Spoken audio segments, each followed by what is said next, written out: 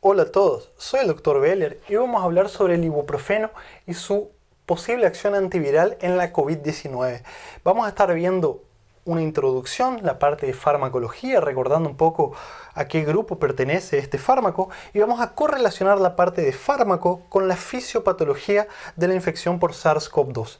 Va a ser una clase bien simple, pero a la vez con bastante contenido muy interesante para estos tiempos de pandemia, ¿sí? Vamos a estar viendo también las diferentes propuestas de utilización y los estudios que se están llevando a cabo.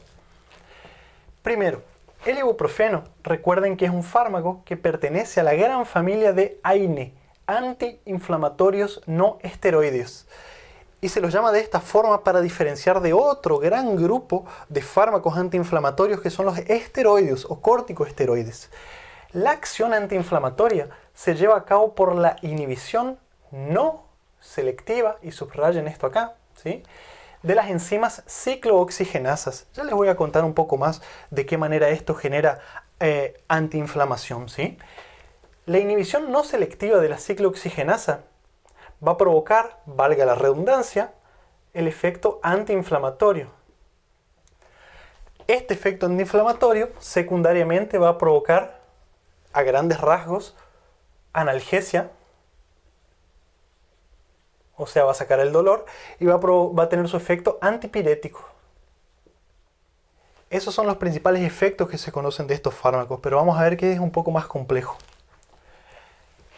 Al decir que son inhibidores no selectivos, es para recordar que existen otros grupos de fármacos que inhiben de manera selectiva a la ciclooxigenasa 2, que son los, si los pongo acá, ¿sí?, COX-CYPs. Recuerden que las ciclooxigenasas vienen en dos sabores, COX-1 y COX-2. Los AINES inhiben a ambas de maneras no selectivas. Los COX-CYPs inhiben de manera selectiva la COX-2. Yo no les voy a hablar mucho de este fármaco porque no viene al caso hoy y porque no tengo experiencia. Yo nunca en mi vida usé este tipo de medicaciones, ¿está? Bien. Existen más de 20 fármacos dentro de este grupo de antiinflamatorios y didácticamente se lo puede dividir en aspirina y otros. ¿Cuáles son los otros? Ibuprofeno, diclofenac, naproxeno, indometacina, ketorolac, en fin, son muchos. ¿Y cuál es la diferencia entre estos dos? La diferencia es que la aspirina provoca una inhibición irreversible de las ciclooxigenasas. Y en los otros, la inhibición es reversible.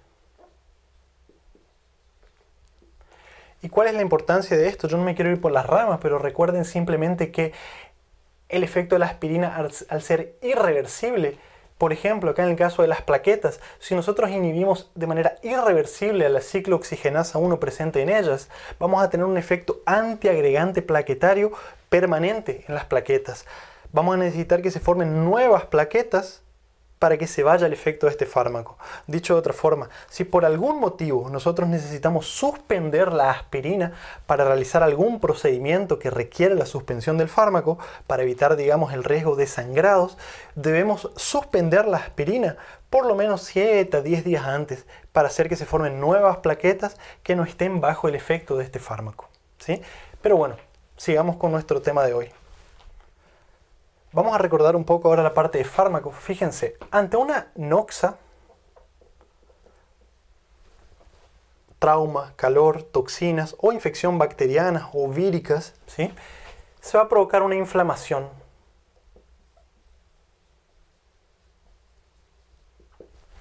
La inflamación va a provocar que se liberen un montón de sustancias proinflamatorias. Por un lado, se van a liberar citoquinas. Y por otro lado se van a liberar eicosanoides.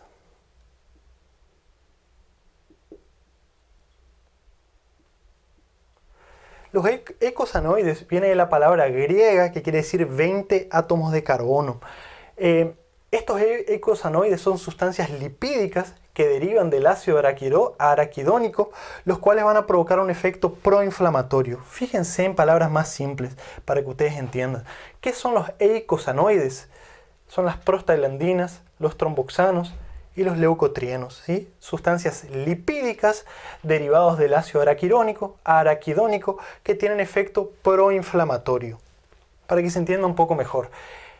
Cuando tenemos un tejido inflamado, los fosfolípidos de membrana representados en violeta acá van a liberar ácido araquidónico. Para eso se necesita la acción de la fosfolipasa 2. La fosfolipasa 2 va a hacer que los fosfolípidos de membrana liberen ácido araquidónico.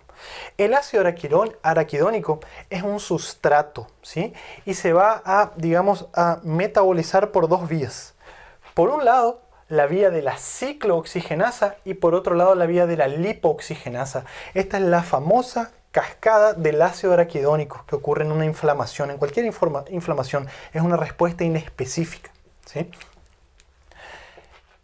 Por un lado, aquí, las ciclooxigenasas, que como les había dicho anteriormente, vienen en dos sabores, COX-1 y COX-2, van a transformar al ácido araquidónico en estos eicosanoides que están acá, prostaglandinas y tromboxanos, con diferentes efectos proinflamatorios, ¿sí? Que ya les voy a explicar un poquito más adelante. La prostaglandina I2, también llamada prostaciclina, la prostaglandina E2, la prostaglandina D2, ¿sí? Por otro lado, el ácido araquidónico, a partir de las lipooxigenasas, abreviadas LOX, ¿sí? Van a formar leucotrienos y también otras sustancias que son las lipoxinas. Los leucotrienos tienen propiedades proinflamatorias.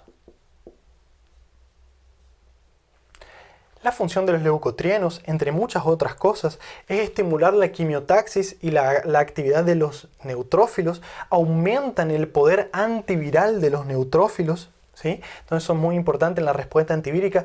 Y las lipoxinas son unas sustancias que también derivan del ácido araquidónico que son antiinflamatorias, que de algún modo regulan a estas sustancias proinflamatorias, ¿sí? Ahora, volviendo un poco acá a la acción de las prostaglandinas y los tromboxanos.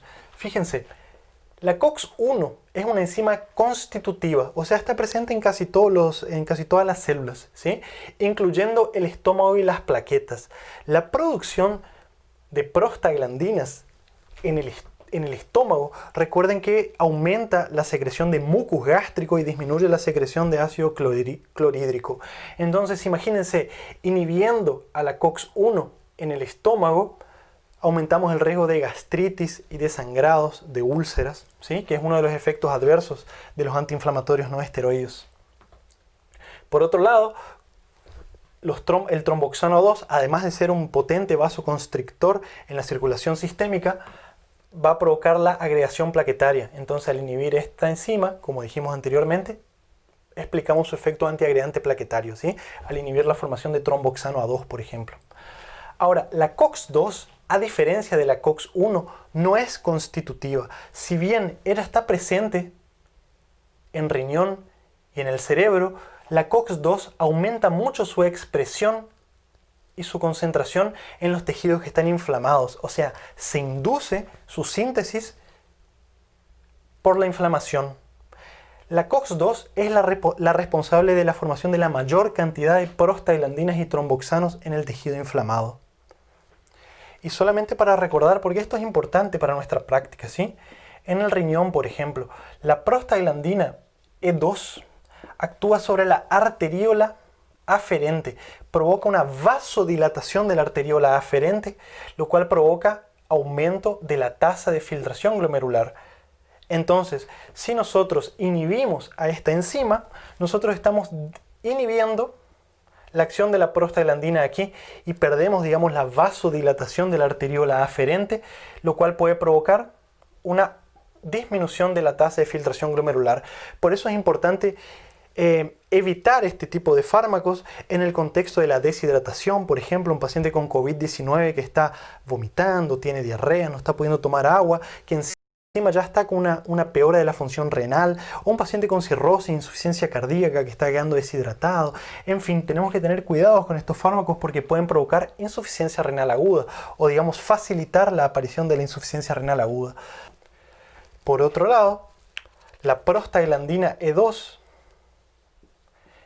a nivel del hipotálamo va a provocar aumento de la temperatura, o sea, fiebre, ¿sí? En el tálamo va a provocar dolor. Entonces, si nosotros inhibimos a la ciclooxigenasa 2, ¿sí? Al inhibir la formación de la prostaglandina E2 durante la inflamación, explicamos su efecto antitérmico, o antipirético y analgésico. ¿Se entiende? Bien. ¿Dónde actúan los AINES? Solamente para terminar de dibujar acá, ¿sí? Los AINES, como el ibuprofeno, actúan a este nivel. De manera no selectiva, inhiben tanto a la COX-1 como a la COX-2. Entonces, dicho de otra forma, ellos inhiben la formación de todas estas sustancias. Entonces nosotros estamos inhibiendo este brazo de la cascada del ácido araquidónico. Al inhibir esta cascada, facilitamos que haya más estas sustancias de este lado, ¿sí? Que el ácido araquidónico se pueda metabolizar más por la lipooxigenasa, porque los AINES no interactúan con la lipooxigenasa, ¿sí? Entonces va a haber más leucotrienos, Recuerden que el efecto proinflamatorio de los leucotrienos es estimular, entre muchas otras cosas, ¿sí? La acción antiviral de los neutrófilos.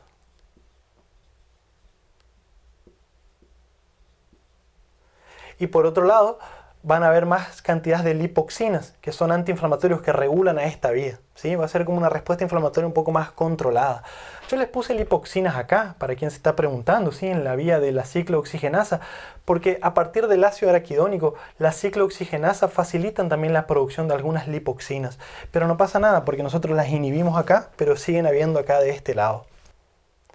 Ahora, ¿y cómo relacionamos esto con la COVID-19? Bueno, la fisiopatología de la COVID-19, grave sobre todo, es una hiperinflamación. Entonces, disminuyendo la hiperinflamación, aumentando tal vez el efecto proinflamatorio antiviral de los leucotrienos, podamos mejorar el cuadro clínico del paciente con COVID-19.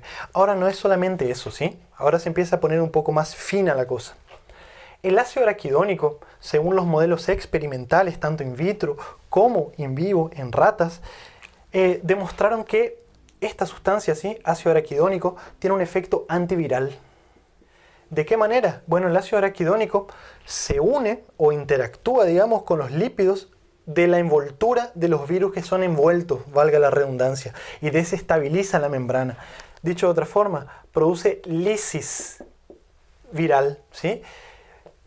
Como ustedes saben, el ácido araquidónico es una de las sustancias que se liberan por los macrófagos o las células B ante una respuesta antiviral, ¿sí? La respuesta antiviral innata hace que estas células inflamatorias liberen al medio inflamado ácido araquidónico y de esta manera se facilita la lisis viral.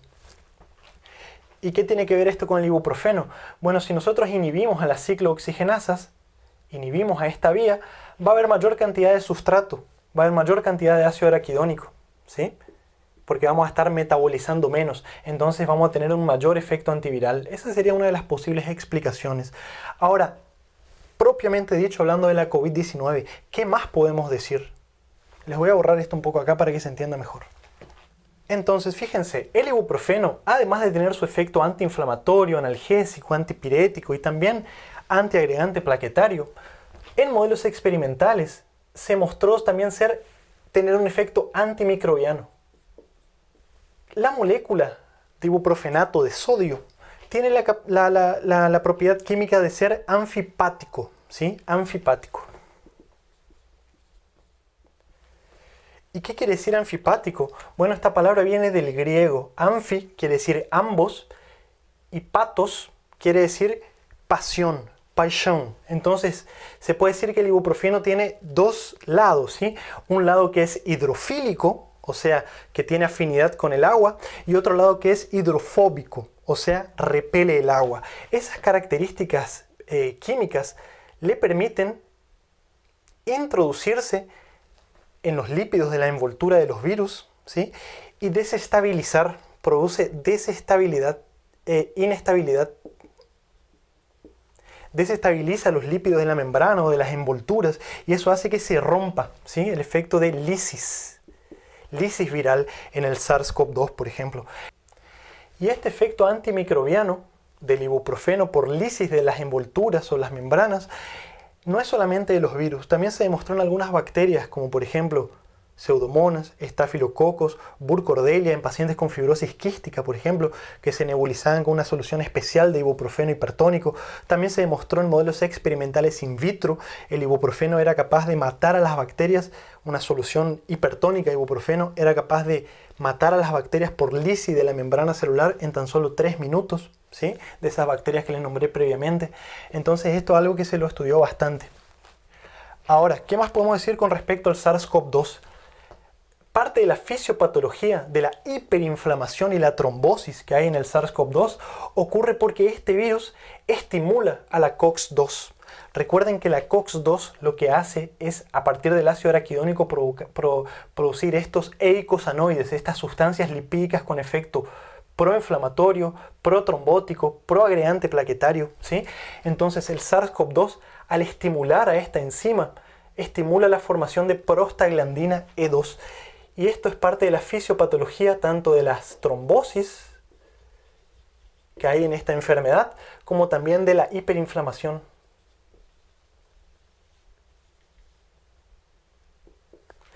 Entonces el ibuprofeno, al inhibir a la COX-2, disminuye las trombosis y disminuye la hiperinflamación. Ahora, hay más. Fíjense, la proteína S, esto ustedes lo saben muy bien, ¿sí?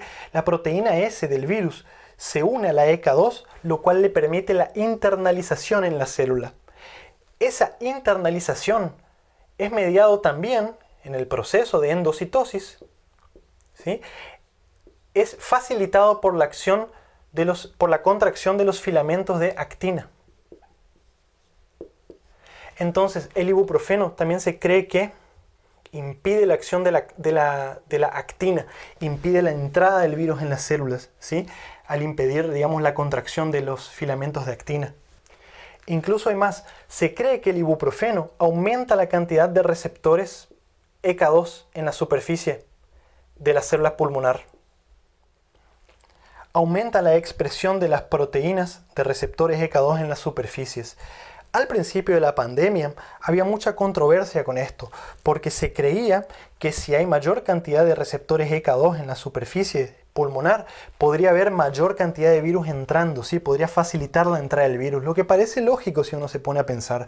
Ahora, a lo largo de la pandemia se fue demostrando que el uso de ibuprofeno en los pacientes con COVID-19 no se relacionó a una mayor gravedad o a una mayor cantidad de muertes o de necesidad de internación, en fin, no se relacionó a casos más graves.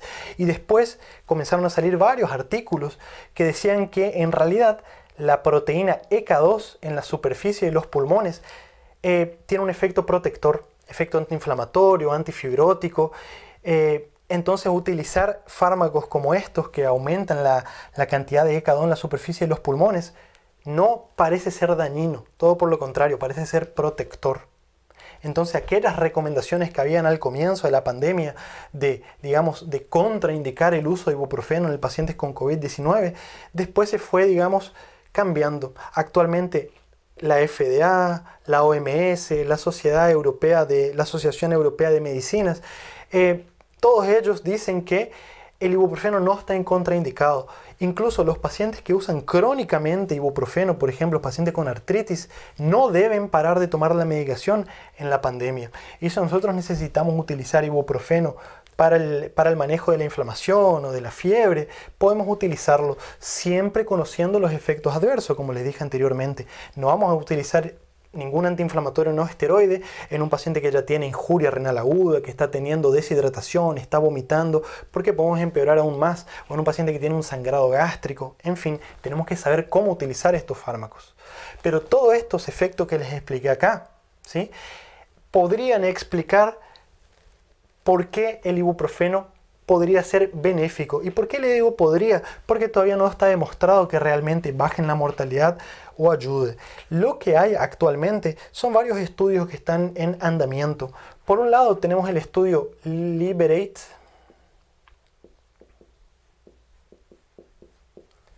en London que está utilizando un comprimido de ibuprofeno lipídico, 200 miligramos.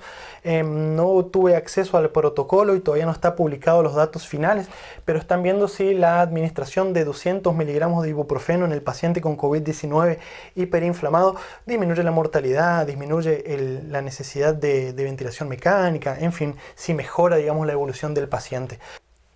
Por otro lado, en Argentina se lo está utilizando en forma de nebulización. Es importante aclarar aquí que no es el comprimido que se parte, se lo pone en el aparato y se le nebuliza. No, es una solución específicamente preparada para eso, es una solución hipertónica de ibuprofeno.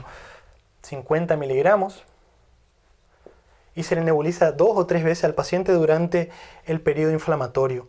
Todavía no hay datos oficiales, no hay grupo control para confirmar realmente que es efectivo, se lo está utilizando de manera compasiva a los pacientes. Es difícil tener un grupo control durante la pandemia, ¿sí? Pero es el puntapié inicial para que después se haga un estudio doble ciego, controlado, en fin. Pero las observaciones, según lo que los médicos de Córdoba, Jujuy, en fin, están utilizando en Buenos Aires también, sus observaciones muestran que está siendo efectivo, disminuye el tiempo en el cual el paciente está inflamado y aparentemente hay una mejoría importante de estos pacientes en la negativación de la carga viral. En fin, parece muy prometedor, ¿tá? Pero todavía no podemos sacar conclusiones específicas. Entonces, de esa manera, las partículas de ibuprofeno de manera nebulizada son partículas pequeñas de menos de 2,5 micras de diámetro, viajan hasta los alvéolos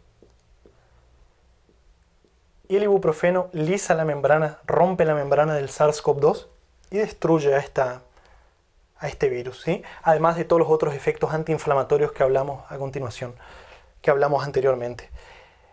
No parece haber grandes efectos adversos, a lo sumo un poco de tos por la nebulización, ¿sí? O por la solución hipertónica, pero bueno, parece muy prometedor. Espero que el video te haya gustado. Si sos de la población general, por favor no te automediques. Cada medicación, el médico pesa el riesgo y el beneficio. La medicina es muy compleja. Nosotros estudiamos muchísimo, 7 años de medicina más 2 a 4 años de especialidad más subespecialidad. Entonces, no te automediques, confía en tu médico. Si te gustó el video, déjame tu comentario acá abajo, contame tu experiencia, si sos médico y estás utilizando este fármaco, cómo te está yendo. Y bueno, nos vemos más pronto con mucho más material. Chau, chau.